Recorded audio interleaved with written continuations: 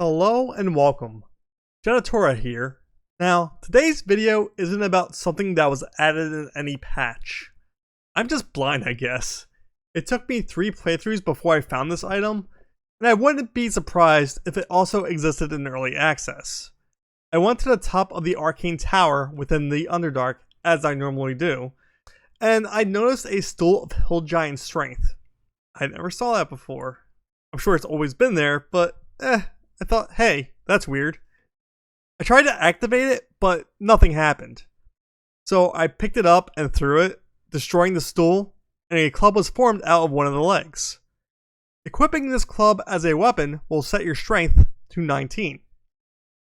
It is much like the elixirs of hill giant strength that you can use, but those give 21 strength instead of 19. It even works if you put it in your offhand to dual wield. As long as your main hand weapon is also light, you do not even need a feat to do this. I could also see it being somewhat useful for a monk if you wanted to do a tavern brawler build, but do not want to farm up a bunch of extra elixirs while keeping your dexterity, constitution, and wisdom scores somewhat high at character creation. Anyway, while I have you here, I may as well tell you how to get inside the building. My path of choice is to destroy the arcane turrets with Eldritch Blast outside the building, and then use Featherfall and Enhanced Jump. My character's strength was very low and needed the extra boost from this useful ritual spell. I simply jump across all the mushrooms until I reach the bottom. You can lockpick or destroy the door at the bottom to get inside, though there's also a pipe that leads inside if you're in gaseous form or some other smaller form such as a cat as a druid, or possibly a reduce gnome using the spell Enhance Reduce. Make sure to get the Susser Flower to bring inside and toss it into the machine to depower the security systems and turn on the elevator. As you make your way up to the rest of your party and to the top of the tower, be sure to read any books and notes you find lying around, as they unlock additional dialogue options with Bernard, who is waiting at the top. Do not choose the option that contains the word light in it when speaking to Bernard unless you want to fight them. That makes them hostile. If you do go that route, they drop a glaive that deals lightning damage and can stun the user if they are not considered construct.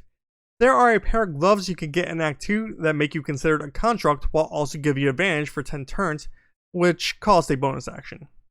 I believe Barkus sells them at the Last Light Inn if you secure them safely to that point in the game.